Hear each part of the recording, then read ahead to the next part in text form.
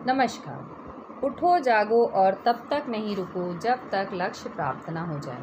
ये कहना था 19वीं सदी के महान विचारक व युवा शक्ति के प्रतीक स्वामी विवेकानंद जी का। विद्यार्थियों, स्वामी विवेकानंद जी वो अद्भुत सन्यासी थे जिन्होंने 7 समंदर पार भारतीय संस्कृति की ध्वजा फहराई और पूरे विश्व को हिंदू धर्म के सिद्धांतों से अवगत कराया।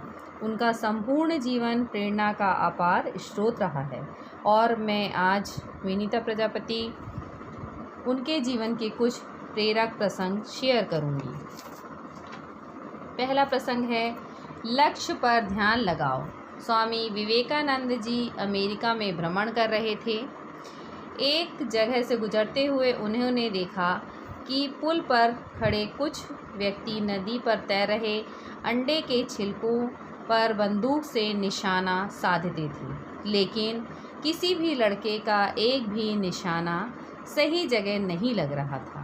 तब उन्होंने एक लड़के से बंदूक ली और खुद निशाना साधने लगे। पहला निशाना बिल्कुल सही जगह पर लगा। फिर उन्होंने एक के बाद एक 12 निशाने लगाए, सभी बिल्कुल सही जगह पर लग गए। यह देखकर लड़के दंग रह गए और उनसे पूछा कि आप ये कैसे कर लेते हैं। तब स्वामी जी बोले कि तुम भी कर सकते हो अगर तुम पूरा दिमाग उसी काम पर लगाओ। अगर तुम निशाना लगा रहे हो तो पूरा ध्यान सिर्फ और सिर्फ अपने लक्ष्य पर होना चाहिए, तब तुम कभी भी नहीं चूकोगे। अगर तुम अपना पाठ पढ़ रहे हो तो सिर्फ पाठ के बारे में सोचो। मेरे देश में बच्चों को ऐसे भी पढ़ना और कुछ काम करना सिखाया जाता है। दूसरा प्रसंग बताना चाहूँगी, सच बोलने की हिम्मत। स्वामी विवेकानंद प्रारंभ से ही मेधावी छात्र रहे हैं और सभी उनके व्यक्तित्व और वाणी से प्रभावित रहते थे। जब वे छात्रों से कुछ बताते कहते तो सभी उनकी बातें ध्यानपूर्वक सुनते थे। एक दिन वे कक्षा में अपने मित्रों को कहानी सुना रहे थे। वे कहानी सुनाने में इतने मग्न थे कि उन्हें पता ही नहीं चला कि कब मास्टर जी कक्षा में आ गए और उन्होंने पढ़ाना शुरू कर दिया। मास्टर जी ने पढ़ाना शुरू ही किया था कि उन्हें कुछ फुसफुसाहट की आवाज़ सुनाई दी। कौन बात कर रहा है? उन्होंने तेज़ आवाज़ में पूछा। सभी ने स्वामी जी और उनके साथियों की ओर इशारा कर दिया। सर जी तुरंत क्रोधित हो गए। उन्होंने उन छात्रों को बुलाया और आर्ट संबंधित एक प्रश्न पूछने लगे। जब कोई भी उत्तर नहीं दे सका तब मास्टर जी ने स्वामी जी से वही प्रश्न किया। बस मानो स्वामी जी को तो सब कुछ पता था। उन्होंने आसानी से उत्तर दे दिया।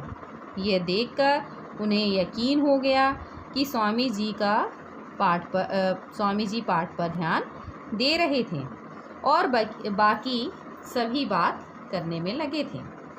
उन्होंने स्वामी जी को छोड़कर सभी छात्रों को बेंच में खड़े होने की सज़ा दे दी।